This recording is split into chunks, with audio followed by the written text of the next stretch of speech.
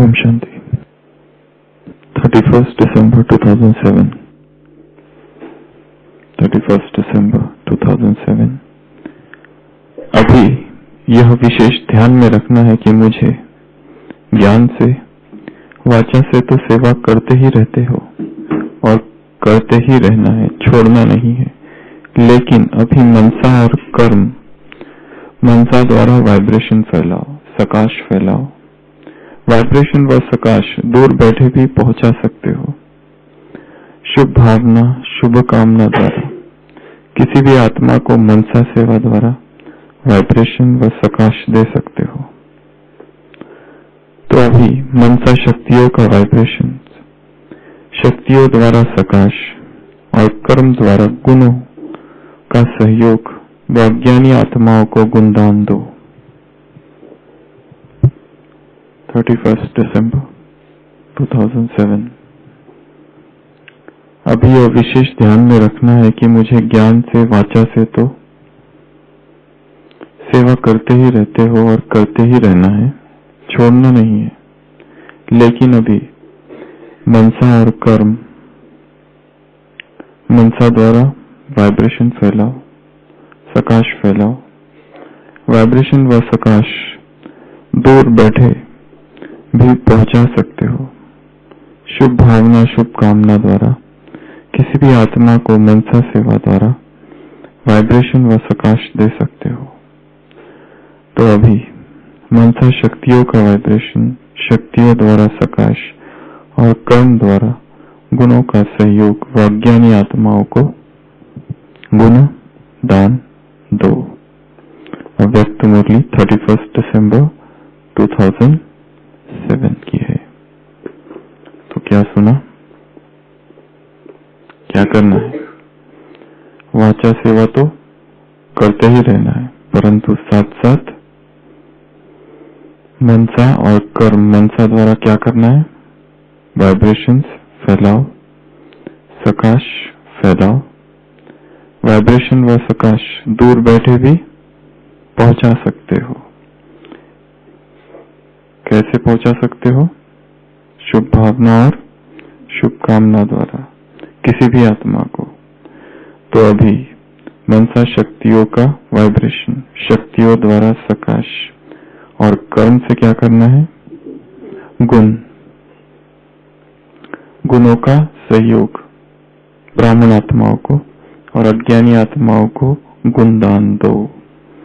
तो एक है मनसा की सेवा, दूसरी है वाचा की, तीसरी है कर्मणा की। मनसा द्वारा शक्तियां, वाचा द्वारा ज्ञान और गुण, ये फैलाना है। मनसा से शक्तियां फैलाना। कैसे फैलाएंगे? कौन सा मन शक्ति फैला सकता है? कौन सा मन जो है वो शक्तियों को विकीर्ण, रेडिएट कर सकता है? जो मन स्वयं ही शक्तिशाली है, पावरफुल है, सच्च है, व्यर्थ से मुक्त है, स्टेबल है, बहुत सारी बातें। तो मन को शक्तिशाली बनाना ताकि यह मन शक्तियां फैला सके। यह आज जो बात हमने कही है, यह अब तक कई बार चर्चा हो चुकी है, कई बार। अभी हम समाप्ति की ओर है मनसा सेवा की किताब की।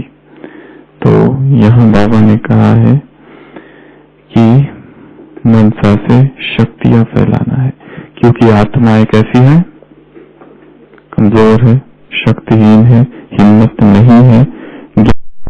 इस पैराग्राफ से पहले बाबा ने, जो यहाँ तो प्रिंट नहीं हुई है, परंतु एक बात यहाँ पर आप कही है कि नहीं चाहती, अब क्या करना चाहती है? देखना चाहती है, अनुभव करना चाहती है, क्योंकि उन्हें पता सब कुछ है।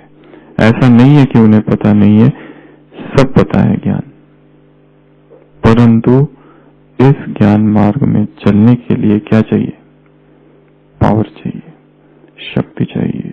ब्रह्मचर्य धारण करने के लिए पावर चाहिए, धारणाओं को धारण करने के लिए शक्ति चाहिए। वो शक्ति कहां से आएगी? वो नहीं है। ज्ञान सुन लेते हैं, ज्ञान समझ लेते हैं बौद्धिक तल पर, तार्किक तल पर, पता है कि ये सत्य है, परंतु धारणा के लिए पावर चाहिए। वो कहां से आएगी? इसके लिए क्या करना है? अमृत वेले आत्माओं को इमर्ज करके उन्हें शक्तियां देनी है। परंतु उससे पहले हमें अपने साथ कुछ करना होगा। क्या करना होगा? अपने मन को शक्तिशाली, पावरफुल। मन का स्वभाव है कि छोटी छोटी बातों में भटकता है, छोटी छोटी जगह पे ठहर जाता है। जैसे कल शाम को भी, रात को भी कह रहे थे, उस असीम को पाना है तो असीम होना होगा, उस बेहद तक पहुंचना है तो बुद्धि को बेहद में ले जाना पड़ेगा।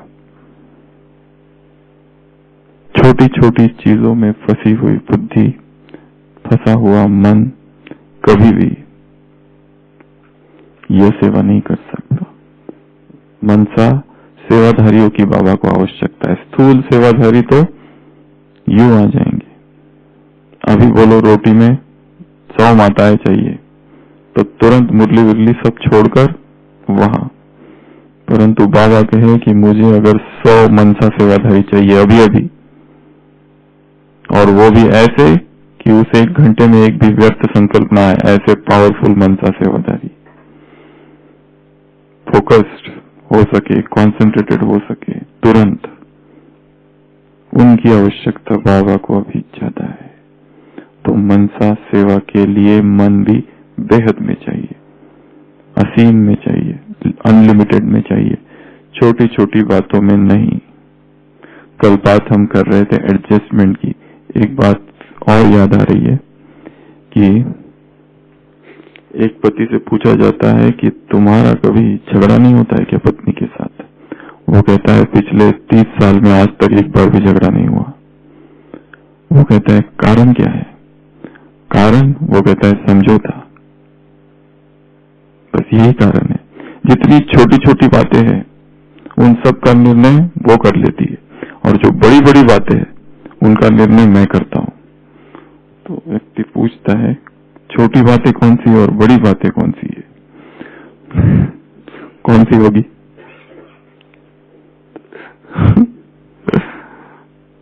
वो कहता है संसार की छोटी छोटी बातें, कौन सी कार खरीदनी है, कहाँ घर बनाना है, बच्चों को कहाँ स्कूल में डालना है, घर में कौन कौन से सामान चाहिए, ये सब संसार की छोटी छोटी बातें, इन सब के निर्णय वो करती है।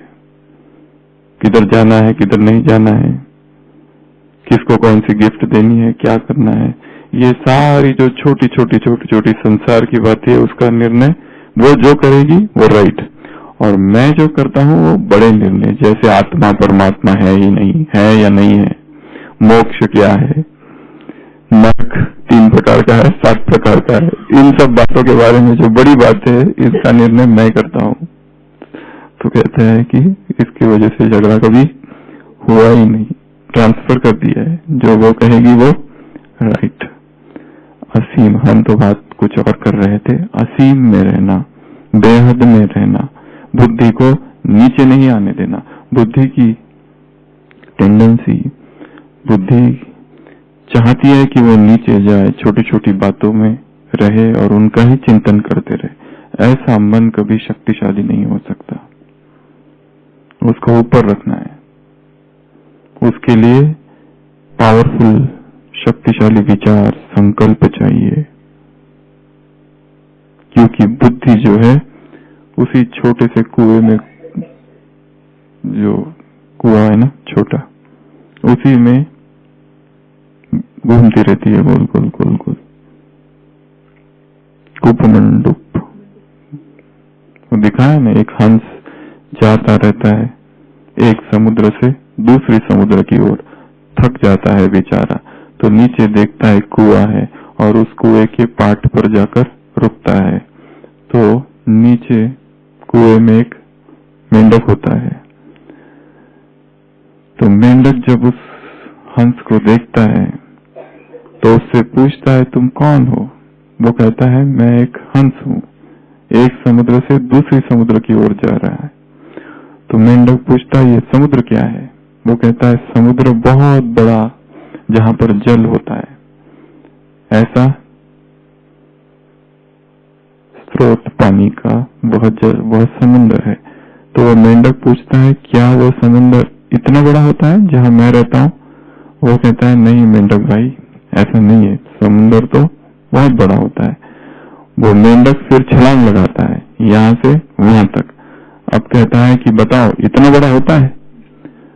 वो कहता है, नहीं इतना नहीं, इससे कई गुना बड़ा होता है। फिर वो थोड़ी बड़ी छलांग लगाता है और फिर पूछता है, इतना बड़ा होता है समुद्र? वो कहता है, नहीं, इससे कई गुना बड़ा होता है। फिर थोड़ा सा मेंढक को गुस्सा भी आता है और वो पूरा जितना वो कुआं है उसका गोल एक चक्कर लगाता है। अब कहता है, अब तो उसे नकारात्मक उत्तर की अपेक्षा न थी और पूछता है कि इतना बड़ा है क्या? इससे तो बड़ा हो ही नहीं सकता। वो हंस कहता है कि नहीं, समुंदर है वो, तुम कल्पना भी नहीं कर सकते क्योंकि तुम कभी गए ही नहीं हो। हम भी अपनी बुद्धि के ही कुएं में छलांग लगाते रहते हैं, यहाँ से वहां, वहां से वहां, वहां से वहां, वहां से वहां, वहां से वहां। उस असीम की झलक कैसे प्राप्त हो सकेगी? उस बेहद को पाने के लिए, उस बेहद का अनुभव करने के लिए, उस अनलिमिटेड का अनुभव करने के लिए बुद्धि को भी अनलिमिटेड में लेके जाना पड़ेगा। और अनलिमिटेड में लेके जाने का माध्यम है उसके महावाक्य, भगवान के महावाक्य, उनका अध्ययन, उन्हीं में रमन करना, उन्हीं में चित्त को लगाए रखना। क्योंकि वो जो कह रहा है, उस दिन भी कहा था, उसका लेवल ऑफ कॉन्शियसनेस बहुत ऊंचा है। स्पीकर इधर है, उसका प्लेटफॉर्म, और सुनने वाले नीचे है। कैसे समझ पाएंगे? बुद्धि के तल से तो समझ लेंगे, शब्दों का अर्थ शब्दकोश में मिल जाएगा, परंतु कौन से भाव उनमें छिपे हुए हैं, कौन सा अनुभव उन शब्दों से वो कराता है, वो नहीं समझा जा सकता जब तक उसकी जो स्थिति है उसी स्थिति में हम स्थित नहीं हो जाते। स्पीकर जहां है वही ऑडियंस का तल हो चेतना का। वो व्यक्त है तो उसी अव्यक्त स्थिति में ही उसे सुना जा सकता है। अगर नहीं सुनेंगे तो वो वैसा नहीं समझ में आएगा, उसमें समझने में बदल होगा। इसलिए क्या करना है? शक्तिशाली बनने के लिए शक्तिशाली महावाक्यों का अध्ययन, शक्तिशाली बनने के लिए शक्तिशाली चिंतन। वहां टेलीफोन एक्सचेंज के पास मंजू बहन, वो जो लिखा हुआ है वरदानों, क्या लिखा है? वरदानों की शक्ति, एक एक वाक्य, महावाक्य, सबने पढ़े हैं वो सुशील भाई सभी को एक पेपर पे ला के दीजिए, उसकी प्रिंट आउट। वो जो वरदानों की शक्ति है, बाबा के चुनिंदा मुरलियों से निकाले हुए एक एक महावाक्य भी इतना पावरफुल है, इतना पावरफुल है, सब मुरलियों से लिए हुए वो वाक्य है। ऐसे शक्तिशाली महावाक्यों का संग्रह हमारे पास चाहिए।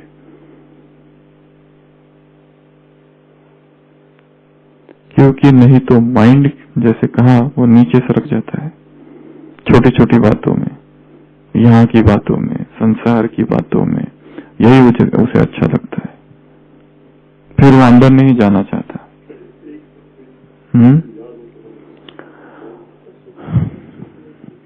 बहुत सारी चीजें उसमें कुछ बातें हैं और कुछ और भी है। जैसे साक्षीपन का तो एक वाक्य है उसमें, जैसे बाप इस ड्रामा को साक्षी होकर देखता है, तुम भी साक्षी होकर देखो, बाप को यूज करो। ये ड्रामा अनादि बना हुआ है, यहाँ पर किसी का कोई दोष नहीं। यह साक्षी स्थिति बहुत ही मीठी स्थिति है। साक्षी स्थिति बहुत ही मीठी स्थिति है। कहीं पर हम इंटरफियर नहीं कर रहे, कुछ भी बदलने की कोशिश नहीं कर रहे, साक्षी है। उस दिन कहा था ना, महाभारत के 8 पात्र, उसमें से कौन सा पात्र साक्षी है? श्री कृष्ण का। बाकी सभी इन्वॉल्व है कहीं ना कहीं, संपूर्ण साक्षी है। ऐसा भी नहीं कि वो व्यास की तरह भी नहीं है कि एंजॉय नहीं कर रहा है, एंजॉय कर रहा है, सब कुछ कर रहा है, सब कुछ कर रहा है, परंतु फिर भी साक्षी है।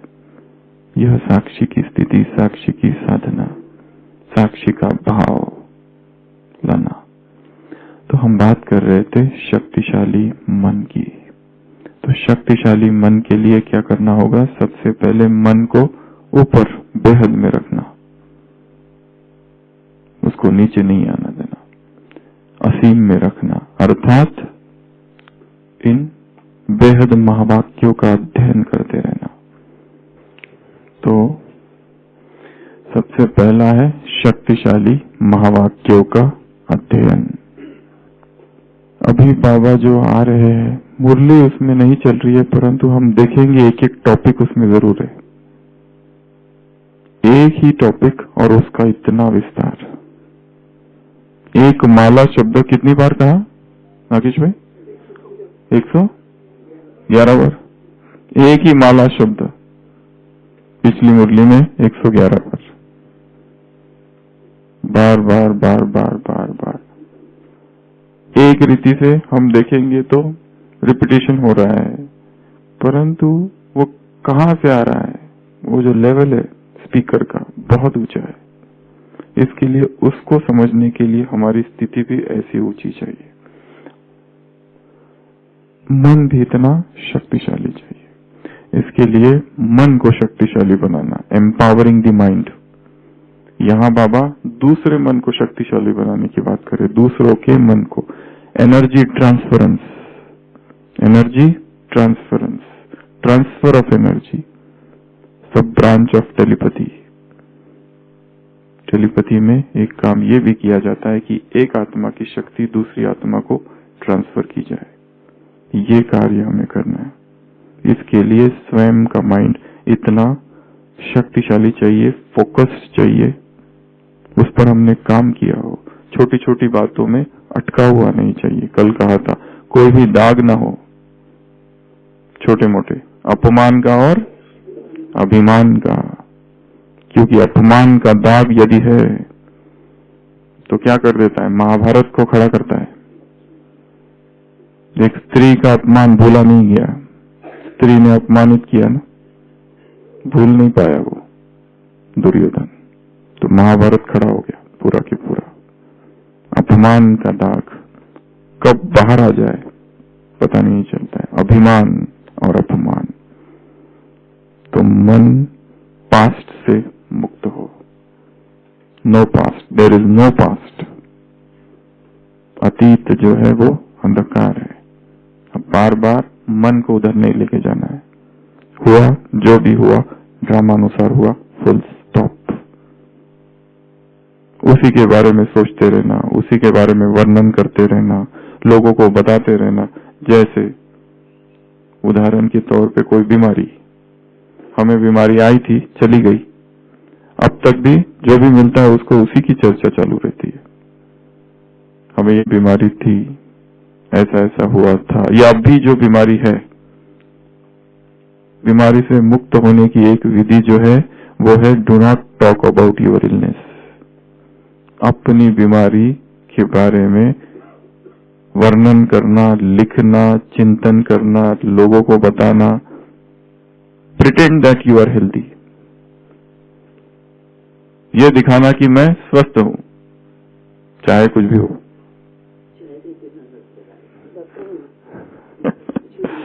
तो ये एक विधि है, मेंटल हीलिंग की विधि। मेंटल हीलिंग कैसे की जाती है? मेंटल हीलिंग का फर्स्ट प्रिंसिपल ही है do not talk about your illness. जितनी मेंटल हीलिंग पर किताबें बनी हुई है, ये प्रथम नियम है कि उसका वर्णन नहीं करो, क्योंकि जैसे ही हम बोलते हैं आई एम नॉट वेल, हम एक आदेश दे रहे हैं बॉडी को, लिख रहे हैं जैसे कि मैं आज ठीक नहीं हूं। मन को हम शरीर को आदेश दिया जा रहा है, मन आदेश देता है शरीर को और शरीर उसे तुरंत स्वीकार करता है। बहुत ही ओबीडियंट सर्वेंट है शरीर, एक आज्ञाकारी सेवक है। जो उसे कहा गया वो मानता है। वो अमृत वेले उठते ही उसे कहो आज थकान सी लग रही है, कमरे में बैठ के करेंगे, वहां जाने की क्या जरूरत है? तो शरीर कहेगा जी हुजूर, राइट है, सही है। और नहीं भी होगी थकान तो आ जाएगी, उठते ही हाथ लगाया इधर और लगा थोड़ा सा बुखार जैसे लग रहा है, नहीं है परंतु थोड़ी देर में आ जाएगा। All diseases are invited guests. तुम्हारी बीमारी तुमने लाई है, बीमारी खुद नहीं आई है, तुमने आह्वान किया है।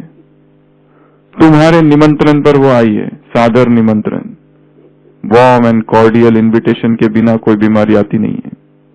तुमने भेजा है कहीं ना कहीं अवचेतन में, सबकॉन्शियस माइंड में, मन में था। कितने लोग बीमार पड़ते हैं और कितनी छुट्टियां भी लेते हैं।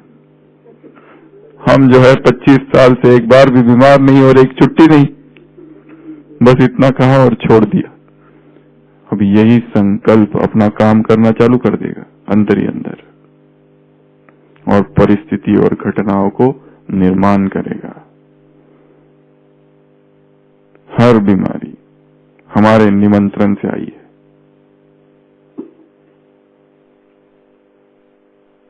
इसलिए मन को निगेटिविटी से मुक्त करो। बाबा कह रहे मन को व्यर्थ से मुक्त करो, मन को दाग धब्बे पुराने संस्कार क्या कुछ नहीं है, सब है। वो सब उस पे इंप्रेशन डालते रहते हैं, कुछ ना कुछ, कुछ ना कुछ, कुछ ना कुछ, और अनकॉन्शियस अंदर ही अंदर हमें भी नहीं पता वो प्रोसेस चालू है। कुकिंग अंदर ही अंदर हम इंग्रेडिएंट्स डाल रहे हैं बर्तन में, वो आग पे रखा हुआ है, क्या बन रहा है पता ही नहीं चल रहा है, कौन सा व्यंजन तैयार हो रहा है, और जब वो बाहर आता है तब पता चलता है। पर बनाया किसने? इतने सालों में हमने ही बनाया है। To take responsibility of all your diseases. Second step, अपनी सारी बीमारियों के लिए स्वयं को जिम्मेवार समझना, ना कोई व्यक्ति। उस बीमारी से यदि मुक्त होना है तो मैं और मैं और मैं उसके लिए जिम्मेवार हूं। मेरे ही संकल्पों से आमंत्रित यह बीमारी है। इसके लिए मन को शक्तिशाली बनाना है तो बहुत सूक्ष्म सूक्ष्म बातें हैं, जिन बातों ने मन को कमजोर किया है, शरीर को भी कमजोर कर दिया, और कमजोर शरीर में शक्तिशाली मन नहीं रह सकता। उस दिन पवित्रा बहन ने कहा ना कि फिटनेस का चिंतन करना ये बॉडी कॉन्शियसनेस नहीं है, शरीर को फिट रखना, क्योंकि ये शरीर साधन है। इसी में बैठ के परमात्मा तक यात्रा करनी है, इसी में बैठकर ये आध्यात्मिक, ये ब्राह्मण जीवन का मजा लिया जा सकता है। शरीर ही यदि बीमार है तो मजा आएगा ब्राह्मण जीवन का? नहीं आ सकता है। विदेश में एक संत हुआ है कभी, सेंट फ्रांसिस डी सेल्स, उसने बहुत उपवास किए, बहुत क्या क्या किया, बहुत साधनाएं की, सुखा दिया था शरीर को, और फिर लास्ट में मृत्यु के समय उसने, एक वार्तालाप है उसका, conversation of Saint Francis de Sales with his body. वो अपने शरीर से बात कर रहा है कि हे मेरे शरीर, तुम्हें बहुत बहुत धन्यवाद, तुम्हारी वजह से मैं भगवान को पा सका, भगवान का अनुभव कर सका इस जीवन में, परंतु मुझे माफ भी कर देना क्योंकि मैंने तुम्हारे तरफ कई बार ध्यान नहीं दिया। परंतु वो बार बार धन्यवाद कर रहा है अपने शरीर को, शरीर का जो कि स्थूल है। तो शक्तिशाली मन के लिए शक्तिशाली देह भी चाहिए। शक्तिशाली अर्थात वो वाला नहीं, वो बॉडी बिल्डर वाला नहीं, स्वस्थ स्वस्थ हेल्दी, जिसकी निद्रा, जिसका भोजन संयमित है, ऐसा देह, ऐसा देह जिसको हमने थोड़ा तपाया भी है, भोग विलासिता में डूबा हुआ नहीं है, स्वाद लोलुपता वहां नहीं है, शक्तिशाली है, संयम है, मॉडरेशन, ऐसा जो देह है वहीं पर एक शक्तिशाली आत्मा रह सकती है। तो शक्तिशाली बनने के लिए देह भी कैसा चाहिए? शक्तिशाली और स्वस्थ चाहिए। पास्ट में नहीं, वर्तमान में जीना, ये भी शक्तिशाली मन की निशानी है। व्यर्थ नहीं, समर्थ। भविष्य भी नहीं और डे ड्रीमिंग भी नहीं, दिवा स्वप्न भी नहीं, क्या होगा क्या होगा क्या होगा, उन चिंताओं से फारिग। कल कहा था ना वरदान में, क्या कहा था? हम कौन है? परमात्मा प्यारे, हम परमात्मा प्यारे हैं, फिकर से फारिग, ऐसी आत्मा है। तो टेंशन, एंजाइटी, वरीज, ये सारी शरीर को भी और मन को भी कमजोर करता है। तो हमें शक्तिशाली बनना है और आत्माओं को शक्तिशाली बनाना है।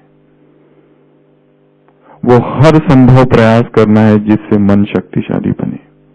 हर एक प्रयत्न, जितना हम कर सकते हैं, जितना ढूंढ सकते हैं मेथड्स, क्या क्या करें शरीर को शक्तिशाली बनाने के लिए, शरीर को स्वस्थ रखने के लिए और माइंड को स्वस्थ रखने के लिए। Sound mind in sound body, दोनों को ही शक्तिशाली बनाने के लिए क्या क्या करे। किससे मदद लेनी है तो मदद लो, कोई भी हो सकते हैं, डॉक्टर से लेकर तो साइकोलॉजिस्ट से लेकर तो साइकेट्रिस्ट से लेकर तो काउंसलर से लेकर कोई भी स्पिरिचुअल काउंसलर से लेकर स्वयं को देखते रहना। कल कहा था ना, व्यक्ति सब जगह टिकट को ढूंढ रहा था, एक ही जगह नहीं ढूंढता है बस। कहां पर? उसकी जेब में। सब जगह ढूंढता है क्योंकि डर है, नहीं मिला तो। परंतु वही है, और कोई मार्ग नहीं है। अंदर टर्न करना स्वयं को, जो बाहर की दौड़ है उसको रोकना। तो क्या कह रहे हैं बाबा यहाँ पर? प्रकाश दो, वाइब्रेशन फैलाओ, मुख से ज्ञान देना बंद नहीं करना है, ज्ञान देते रहना है। मुख से ज्ञान देना रोकना नहीं है। इस यात्रा में चलते चलते ये एक काम कम हो जाता है,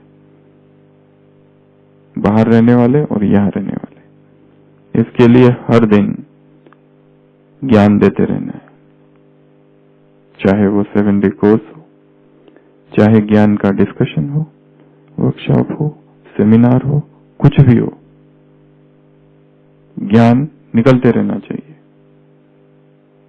और ज्ञान की चर्चा के लिए 2 लोग काफी है, बहुत बड़े संगठन की जरूरत नहीं है, केवल 2 लोग, सिंसियर सीकर्स। परंतु ऐसे हो कि वो जो ज्ञान की हम चर्चा करें उससे कुछ निकले कंक्लूजन, वो करने के बाद हमें महसूस हो कि हम शक्तिशाली बने। तो डेली ज्ञान डिस्कशन बहुत जरूरी है। ज्ञान भट्टी, ज्ञान की भट्टी। हर आत्मा के पास बहुत सारे गहरे गहरे अनुभव है, जो भी ब्राह्मण बनी है, ब्राह्मण बनने के बाद के और ब्राह्मण बनने के पहले के, दोनों प्रकार के अनुभव है। इसलिए आत्माओं के साथ बैठकर चर्चा करना, डिस्कस करना। कुछ दिन पहले एक विदेश की बहन है, 30-40 साल से भी अधिक समय से ज्ञान में है। उसने हमसे एक प्रश्न पूछा कि तुम कौन हो, और कहा कि मुझे ये मत बताना जो मैं जानती हूं। क्या उत्तर देंगे? Who are you? पवित्रा बहन, नहीं, वो नहीं, वो सारे उत्तर नहीं बताओ। मैं आत्मा हूँ, मैं शरीर नहीं हूँ, मन बुद्धि संस्कार सहित हूँ। इसके पहले भी इसी बहन ने यही प्रश्न पूछा था 2 साल पहले या 3 साल पहले। उसकी खोज में हूँ।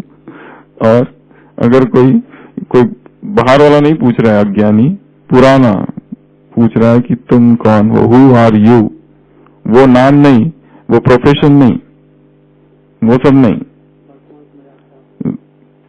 कौन हो, वर्तमान समय भी नहीं, कौन हो, कौन हो, क्या हो, क्या साक्षात। क्या उत्तर दें?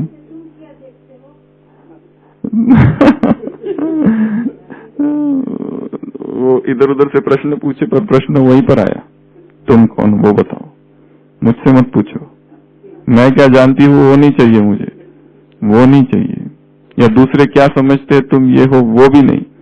Who are you? श्याम भाई कौन हो?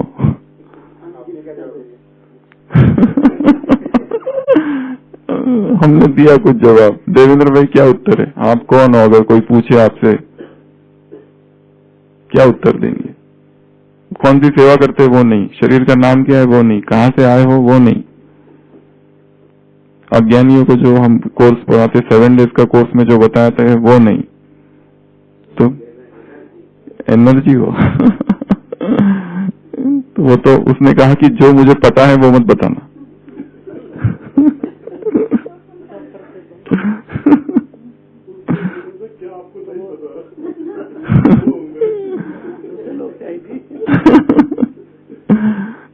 उनका चिंतन अलग प्रकार का होता है, विदेशियों का बहुत गहरा चिंतन होता है हर चीज के बारे में, हर चीज के बारे में। जिस तरह से हम चीजों का चिंतन करते, क्योंकि उसका एक मुख्य कारण है उनके वहां भाषा परिवर्तन होती है।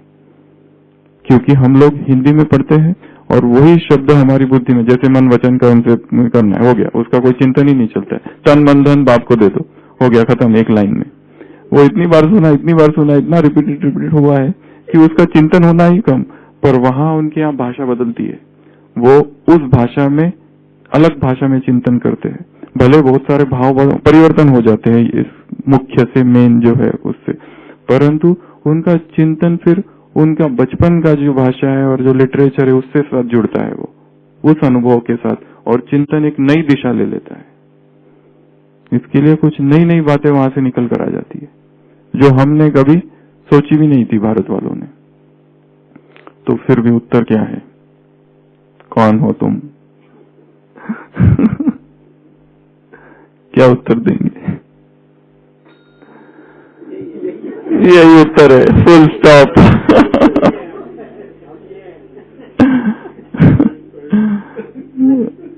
हम थोड़ी देर चुप हो गए, परंतु हमने एक उत्तर उसको दिया, पता नहीं कितना वो सही है। हमने उनको कहा कि I am a pilgrim on the path of super consciousness.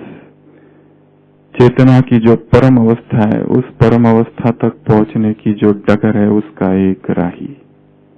Pilgrim on the path of supreme consciousness. आत्मा चेतना है, और वो चेतना कम तल से ऊपरी तल पर निचली दर्जे से ऊपरी दर्जे तक पहुंच रही है। तो ये पूरी यात्रा आत्मा की है। सतयुग, त्रेता, द्वापर, कलयुग। द्वापर से चालू हुई ये यात्रा, जैसे कि चेतना बहुत ऊंचे तल पर थी पर नीचे उतरी, अब फिर से उसने यात्रा चालू की है। ऐसा जो राही है, वह जो डगर है चेतना की, राह जो है, उस या राह का, उस पथ का पथिक। तो उत्तर कई सारे हो सकते, ये तो उत्तर एक हमने उनको दिया था। तो इस तरह से स्वयं की खोज, ये अध्यात्म है। ये केवल इंफॉर्मेशन है, मैं आत्मा हूँ, परमात्मा परम धाम में है, वो अभी आया हुआ है, ब्रह्मात्म, ये सब इंफॉर्मेशन है। एक है ज्ञान, एक है इंफॉर्मेशन, सूचना, दूसरा है ज्ञान, तीसरा है विजडम, विवेक। सूचनाओं से ज्ञान तक पहुंचना है, ज्ञान से विज्ञान कहो, विजडम कहो, विवेक तक, ये यात्रा है चेतना की। ओम शांति।